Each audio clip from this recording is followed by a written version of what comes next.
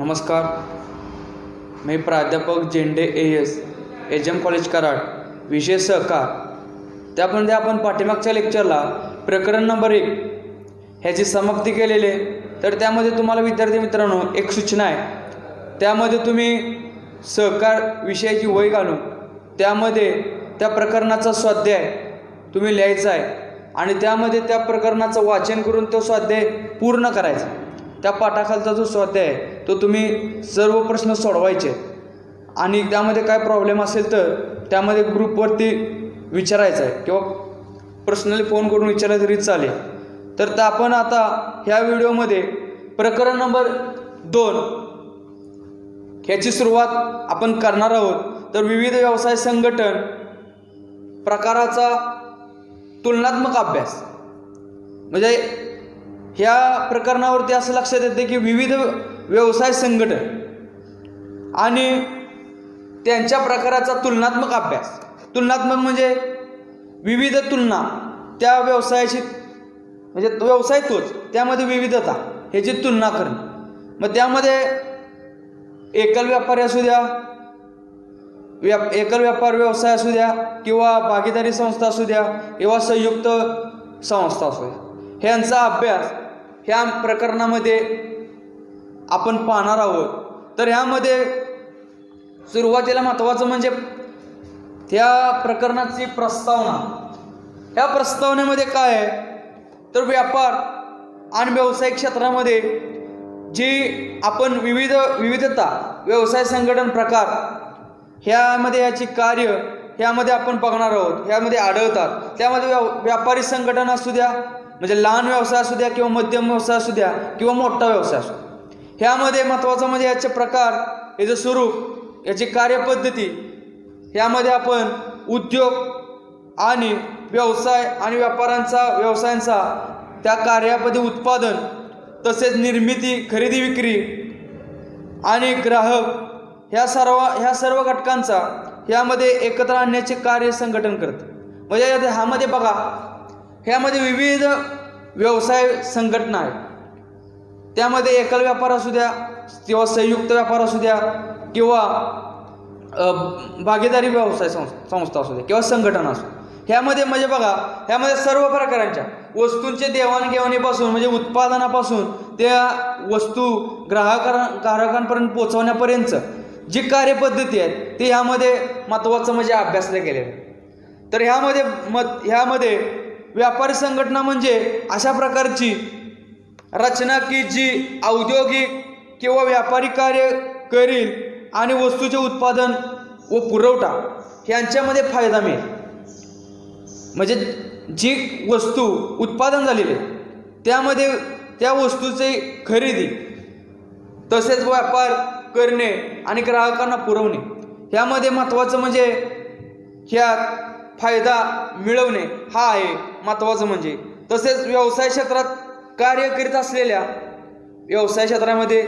करत असलेल्या विविध व्यवसाय संघटन, त्यामध्ये विविध व्यवसाय संघटन एकदम निर्माण झालेलं नाही, तर व्यवस्थापन म्हणजे व्यापारांचं व्यवस्थापन विकासाच्या व्यवस्थेमध्ये एकापाठोपाठ अशा त्यांच्या गरजेनुसार निर्मित झाले.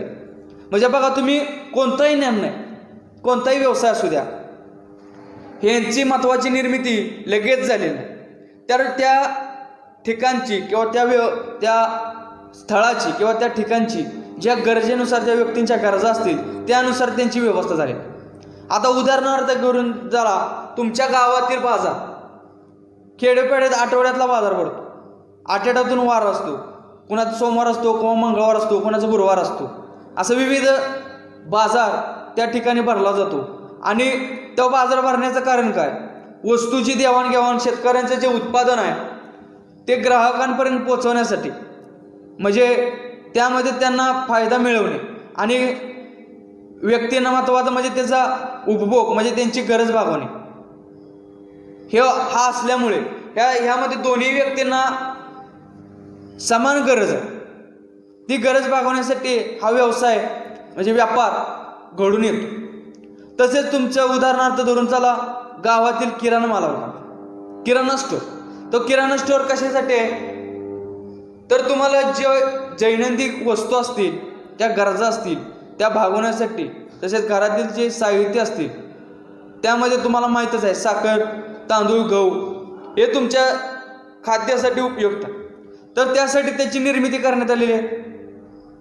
असं आहे का की गहू एका ठिकाणी मिळतात, तांदूळ एका ठिकाणी मिळतात किंवा साखर दुसरीकडेच दुकानात मिळते, असं होत नाही. तर एका ठिकाणी त्या वस्तूची खरेदी विक्री होण्यासाठी ही व्यवसाय संघटना महत्त्वाची उपस्थित झाली. आणि ह्यामध्ये महत्त्वाचं म्हणजे सुरुवातीस एकल व्यापार म्हणजे एकटाच, म्हणजे तो व्यक्ती स्वतः भांडवल गुंतवणूक करतो आणि नफा तोट्यात तो स्वतः जबाबदार असतो, त्याला एकल व्यापार असं म्हणतात. तर एकल व्यापार ही संस्था निर्माण झाली.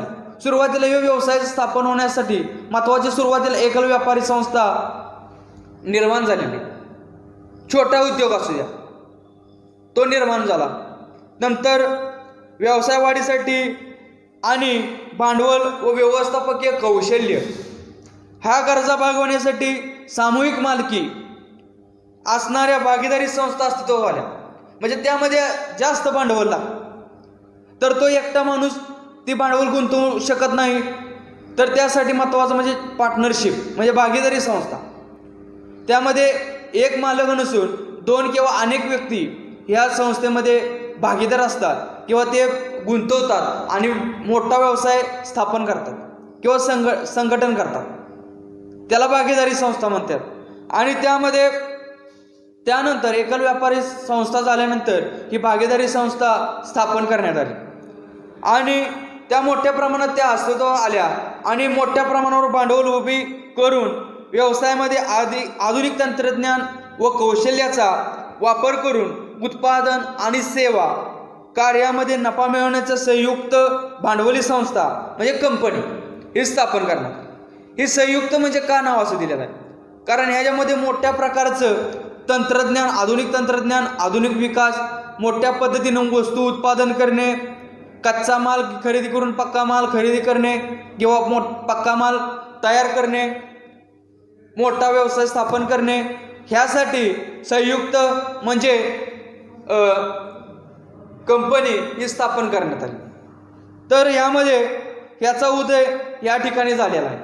तर अशा पद्धतीनं ह्या प्रकरणामध्ये आपण एकल व्यापारी, तसेच दुसरी गोष्ट म्हणजे संयुक्त आणि तसेच भागीदारी म्हणजे एकल व्यापारी, भागीदारी संस्था आणि भांडवली संस्था ह्यांचा अभ्यास ह्या प्रकरणामध्ये आपण करणार आहोत.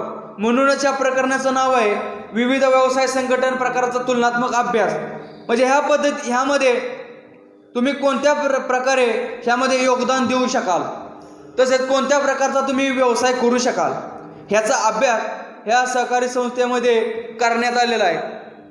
तर आता आपण ह्यामध्ये हे विविध प्रकार ह्यामध्ये बघितलेले आहेत. तर त्यांचा अभ्यास आपण आता बघणार आहोत. तर त्याच्यामध्ये महत्त्वाची म्हणजे सुरुवातीला ही एकल व्यापारी ह्याची व्याख्या बघणार आहोत. तर एकल व्यापारी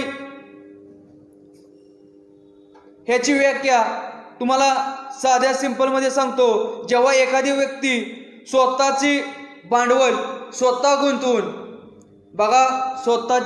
एखादी व्यक्ती स्वतःचं भांडवल स्वतः गुंतवून जो व्यवसाय स्थापन करतो किंवा त्यामध्ये जो नफा तोटा होणार आहे तो त्या स्वतः त्यामध्ये महत्त्वाचं म्हणजे त्याचा संबंध असतो, त्याला एकल व्यापारी असं म्हणतात. म्हणजे तो एकल व्यापारी म्हणजे काय आहे नक्की?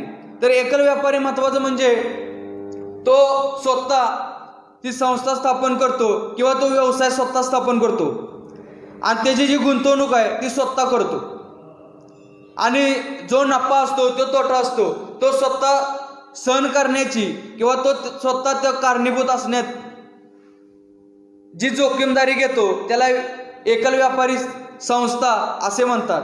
तर त्याची व्याख्या 2 शास्त्रज्ञांनी ह्यामध्ये सहकारी तज्ज्ञांनी केलेली आहे. तर त्यामध्ये महत्त्वाची पहिली जेम्स लुंडी म्हणजे ह्यामध्ये बघा आणि डॉक्टर जॉन शिबिन ह्या दोन व्याख्या ह्या ठिकाणी तुम्हाला सांगणार आहोत। तर त्यामध्ये तुम्ही कोणती एक व्याख्या तुम्ही लक्षात ठेवायचे।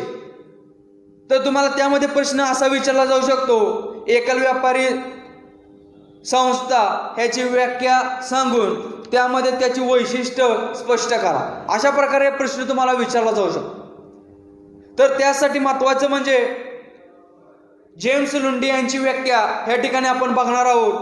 तर जेव्हा एखादी व्यक्ती व्यवसायात स्वतःचे भांडवल गुंतवते, बघा जेव्हा एखादी व्यक्ती व्यवसायात भांडवल गुंतवते व व्यवसाय स्वतःच्या जबाबदारीवर चालवते, जो व्यवसाय ते स्वतःच्या जबाबदारीवर चालवते, व्यवसायातील नफा तोट्याला स्वतः जबाबदार राहते। बघा त्या जे स्वतः भांडवल गुंतवते आणि ती स्वतः ती जबाबदार असते, म्हणजे ती व्यवस्थापन स्वतः करते, ती चालवते सकट स्वतः। म्हणजे तो व्यक्ती जो आहे तो संस्था स्थापन करणार आहे, तर तो स्वतःच गुंतवणूक करतो, तसं व्यवस्थापन पण स्वतःच करतो, तो व्यवसाय स्वतःच चालवतो आणि जो होणारा नफा तोटा असतो त्याला स्वतःच जबाबदार राहतो। तेव्हा त्यास एकल व्यापारी किंवा व्यक्तिगत व्यापारी असे म्हणतात। या ठिकाणी बघा तुम्ही कन्फ्यूज होऊ शकता। तर यामध्ये बघा लक्षात ठेवा, एकल व्यापारी आणि व्यक्तिगत व्यापारी म्हणजे काय तुम्हाला प्रश्न पडला असतो। तर एकल व्यापारी आणि यामध्ये व्यक्तिगत व्यापारी म्हणजे लक्षात ठेवा ती एकच संकल्पना, एकच प्रश्न आहे तुम्हाला। ह्यामध्ये तुम्हाला हा पुस्तकामध्ये एकल व्यापारी म्हणजे काय विचारलं जाऊ शकतं आणि पेपरमध्ये तुम्हाला व्यक्तिगत व्यापारी म्हणजे काय असं विचारलं जाऊ शकतं। तर त्यासाठी लक्षात ठेवा दोन्हीची व्याख्या ही एकच आहे। त्यासाठी महत्त्वाचं म्हणजे यामध्ये गोंधळून जाण्याची काय आवश्यकता नाही। तर यामध्ये तुम्हाला आत्ताच सांगितलं, जेव्हा एखादी व्यक्ती जो व्यवसायात स्वतःचे भांडवल गुंतवते व व्यवसाय स्वतःच्या व्यवस्थापनेवर किंवा स्वतःच्या जबाबदारीवर चालवते आणि व्यवसायातील जो नफा असतो तो तोटा असतो त्याला तो स्वतः जबाबदार राहतो, त्याला एकल व्यापारी किंवा त्यामध्ये व्यक्तिगत व्यापारी असे म्हणतात। ही जेम्स लुंडी यांची ही व्याख्या आहे। तर आता दुसरी व्याख्या म्हणजे डॉक्टर जॉन शिबिन ह्या सहकार तज्ञांनी अशी व्याख्या केलेली आहे की व्यापारात एकच व्यक्ती व्यवसायाला भांडवल पुरवठा करून व्यवसायाचे व्यवस्थापन व नियंत्रण करून म्हणजे नियंत्रण करते आणि नफा नुकसानीस स्वतः जबाबदार असते, त्यास एकल व्यापारी किंवा व्यक्तिगत व्यापारी असे म्हणतात। बघा व्यापारात एकच व्यक्ती व्यवसायाला भांडवल पुरवते, तसेच व्यवसायाचे व्यवस्थापन आणि नियंत्रण म्हणजे त्याचं काय व्यवस्थापन असेल आणि त्याचं नियंत्रण काय असेल ते नियंत्रण करते आणि नफा जो आहे, जो काही मिळणारा नफा आहे, जो मिळणारी जी किंमत आहे तो स्वतः त्या नुकसानीस नफा किंवा नुकसानीस म्हणजे नफा असू द्या किंवा तोटा असू द्या ते स्वतः जबाबदार असतो, त्यास एकल व्यापारी किंवा त्यामध्ये व्यक्तिगत व्यापारी असे म्हणतात। अशा पद्धतीनं हे दोन व्याख्या आपण बघितलेल्या आहेत। तर त्या दोन व्याख्या तुम्ही वहीमध्ये नोट डाऊन करून ठेवायच्या आहेत। तसेच या पद्धतीने तुम्हाला प्रश्न मी असा विचारला जाऊ शकतो की एकल व्यापारी किंवा व्यक्तिगत व्यापारी म्हणजे काय, त्याची व्याख्या सांगून त्याची वैशिष्ट्य स्पष्ट करा, अशा प्रकारे तुम्हाला प्रश्न विचारला जाऊ शकतो। तर त्यासाठी महत्त्वाचं म्हणजे विद्यार्थी मित्रांनो ह्याची नोंद तुम्ही वहीमध्ये करायची आहे। तर आता आपण पुढील भागामध्ये व्यक्तिगत व्यापारी संस्थेची वैशिष्ट्य बघणार आहोत। तर व्यक्तिगत व्यापारी संस्थेची वैशिष्ट्य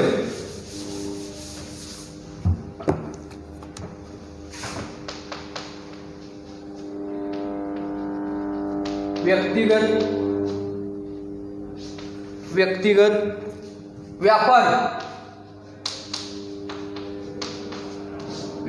व्यापारी संस्थेची वैशिष्ट्य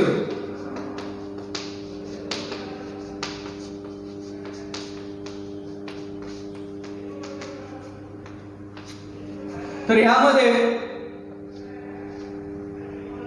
व्यक्तिगत व्यापारी संस्थेची वैशिष्ट्य आपण बघणार आहोत. तर ह्यामध्ये पहिलं वैशिष्ट्य म्हणजे सुलभ स्थापना.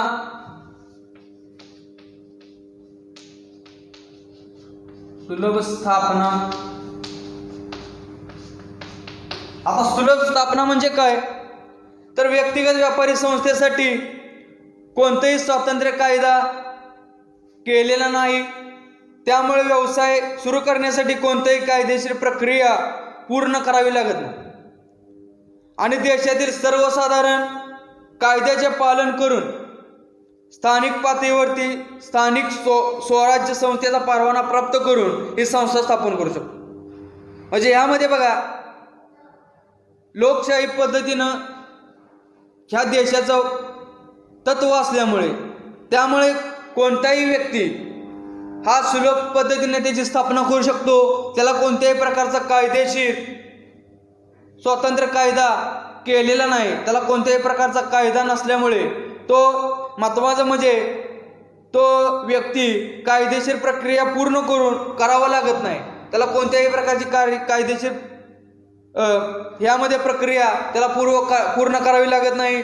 तर देशातील सर्वसाधारण कायद्याचे पालन करून स्थानिक पातळीवरती म्हणजे बघा, तुम्ही समजा गाव पातळीवरती जर व्यवसाय स्थापन केला तर त्यासाठी महत्त्वाचं म्हणजे स्थानिक स्वराज्य संस्था.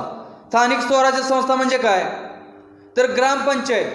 गाव पातळीवरती असलं तर तुम्ही ग्रामपंचायत, तर त्याच्यावरती शहरी भागामध्ये त्यामध्ये नगरपालिका असो महानगरपालिका असो, यांची महत्त्वाची म्हणजे यामध्ये परवानगी घ्यावी लागते आणि आपण त्यामध्ये सुलभ पद्धतीनं ह्या एकल व्यापारी संस्थेची ह्यामध्ये आपण स्थापना करू शकतो. म्हणजे कोणीही त्यामध्ये ह्या संस्थेचा व्यापारीचा किंवा धंदा तुम्ही करू शकता. दुसरं म्हणजे व्यवसायाची मालकी.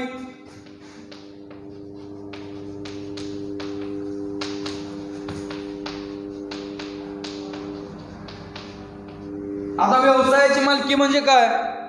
तर यामध्ये व्यक्तिगत व्यापारामध्ये एकच व्यक्ती व्यवसायाचे मालक असतो.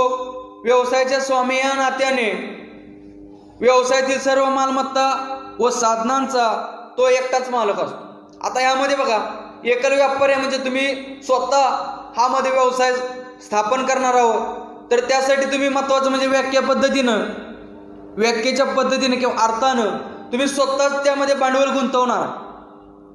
तसेच व्यवस्थापन पण तुम्ही स्वतःच करणार आहे, नियंत्रण पण तुम्ही स्वतःच करणार आहे, ती संस्था पण तुम्ही स्वतःच चालवणार आहे किंवा तो उद्योग तुम्ही स्वतःच चालवणार आहे आणि त्याच्यामध्ये जो नफा होणार आहे किंवा तोटा होणार आहे त्याला स्वतः तुम्ही जबाबदार.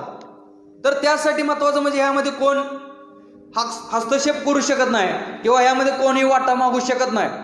तर ह्यासाठी तुम्ही एकटंच स्वतः तो एकटा संस्था स्थापन केलेले किंवा एकटाच तुम्ही उद्योग स्थापन केला आहे, तर त्याचं तुम्ही स्वतःच ह्या ठिकाणी मालक असणार. मग त्यामध्ये नफा हो किंवा तोटा हो त्यासाठी तुम्ही स्वतः मालक असणार आहे. तर त्यासाठी तुम्ही जे साधनं असतील, जो मालमत्ता असतो, तर त्यामध्ये तुम्ही एकटाच मालक असणार आहे. त्यासाठी व्यवसायाची मालकी ही तुमची स्वतःच राहणार. यासाठी व्यक्तिगत व्यापारी संस्थेची हे वैशिष्ट्य यामध्ये आहे. तिसरं म्हणजे स्वतःचे भांडवल.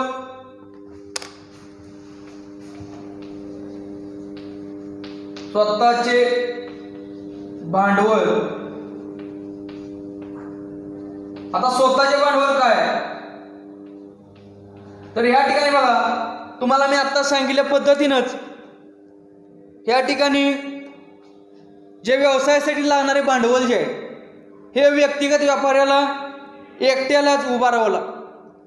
तुम्हाला मग आत्ताच सांगितलं की तो एकल व्यापारी म्हणजे तो स्वतःच ते भांडवल गुंतवणार आहे, त्याचं नियंत्रण तो स्वतःच करणार आहे. तसेच जो नफा असो किंवा तोटा असतो त्याला तो स्वतः जबाबदार असणार आहे. तर त्यासाठी ही एकल व्यापारी संस्था म्हणजे स्वतःचं भांडवल त्याला स्वतः गुंतवावं लागतं किंवा निर्माण करावं लागतं. त्यामध्ये तो कशा पद्धतीनं भांडवल गुंतवू शकता. आता उदाहरणार्थ तुम्ही उदाहरण घ्या, तुम्ही एखादा व्यवसाय स्थापन करा. धरून चला तुम्हाला स्वतःला एखादी बेकरी स्थापन करायची किंवा एखादी बेकरी तयार करायची. तर तुम्हाला भांडवल लगेच मिळणार आहे का? नाही.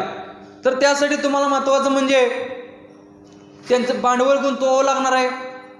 त्यामध्ये तुम्हाला सुरुवातीला महत्त्वाची जागा बघावी लागणार आहे किंवा तुम्हाला जागा विकत घ्यावी लागणार आहे किंवा तुम्ही भाडे तत्वावरती ती गाळा असू द्या किंवा खोका असू द्या तुम्हाला घ्यावं लागणार. नंतर तुम्ही त्याचं फर्निचर असो किंवा त्यामध्ये जे लागणारं वस्तू असो, कुठल्याही प्रकारचं तुम्ही एखादी संस्था स्थापन केली किंवा त्यामध्ये तुम्ही उद्योग स्थापन केला तर त्यासाठी विविध पद्धतीनं जे तुम्ही बेकरी असो तर ती तुम्ही निर्माण केली किंवा तुम्ही चालू केली तर त्यासाठी बेकरीयुक्त जे पदार्थ असतील, त्यामध्ये दूध असतील, दूधजन्य वस्तू असतील किंवा विविध प्रकारच्या खायच्या वस्तू असतील, मिठाई असतील, त्या विविध तुम्हाला त्यामध्ये ठेवावे लागणार आहेत की सेवा तुम्हाला ग्राहकांना द्यावं लागणार आहे. तरच तुम्हाला त्याच्यापासून काय असेल तो व्यवसाय तुमचा चालणार आहे, त्यामध्ये तुमची देवाणघेवाण होणार आहे. तर यामध्ये तो व्यक्ती कोणत्या पद्धतीनं ह्याचं भांडवल जमा होऊ शकतो बघा. तर यामध्ये नातेवाईक असतील, मित्रमंडळ असो किंवा ज्या मित्राकडून त्यांच्याकडून मदत असो किंवा बँकेकडून कर्ज काढून तो स्वतःचा व्यवसाय स्वतः स्थापन करू शकतो किंवा भांडवल निर्माण करू शकतो. यासाठी स्वतःचे भांडवल त्याला ह्या ठिकाणी गुंतवावं लागतं आणि जो काय फायदा असतो किंवा तोटा असतो तो त्याला त्या ठिकाणी मिळणार आहे. तर त्यासाठी त्याला स्वतःचं भांडवल त्याला यामध्ये गुंतवावं लागतं. चौथं म्हणजे व्यवस्थापन.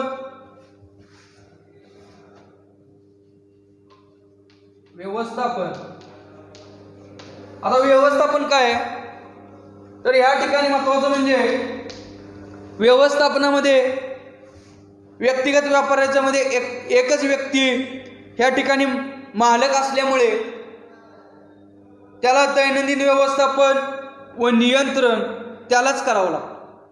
त्या व्याख्येप्रमाणेच बघा, तुम्हाला आत्ताच सांगितलं की तो एकटाच मालक आहे. त्यासाठी महत्त्वाचं म्हणजे त्याचं काय जे व्यवस्थापन असेल, नियंत्रण असेल, त्याला स्वतःच त्याचं व्यवस्थापन करावं लागतं, स्वतःच त्याला नियंत्रण त्या ठिकाणी करावं लागतं. आणि व्यवसायातील सर्व निर्णय तीच व्यक्ती घेत असते. आता तुम्ही बघा, तुम्ही व्यवसाय स्थापन केलेला आहे, त्यामध्ये गुंतवणूक केलेली आहे, तसेच भांडवल गुंतवणूक केलेलं आहे, तसेच तुम्ही व्यवस्थापन पण तुम्हीच करायचं आहे. तसेच त्या ठिकाणी जे निर्णय आहे ते तुम्हीच घ्यायचं आहे. तुमचा कशा पद्धतीने त्याचा व्यवसाय चालला पाहिजे, तर त्या ठिकाणी त्याचा विकास कशा पद्धतीने होईल त्यासाठी निर्णय सकट तुम्हालाच घ्यायचा आहे. आणि एकल व्यापार ह्या व्यवसायाचा एकटाच मालक व व्यवस्थापक असल्याने व्यक्तिगत व्यापार हा एक पात्री प्रयोगासारखा असतो. अशा पद्धतीनं त्याला स्वतःचंच व्यवस्थापन स्वतः करावं लागतं, त्याचं नियंत्रण त्याला स्वतःच करावं लागतं. आणि मालक असल्यामुळे त्याला त्यासाठी व्यवस्थापन पण त्याला ह्या एकल व्यापारामध्ये त्यालाच करावं लागतं. तर आपण पुढील लेक्चरमध्ये अमर्यादित जबाबदारी हा वैशिष्ट्य आपण बघणार आहोत. तर ह्या ठिकाणी आपण थांबणार आहे. धन्यवाद.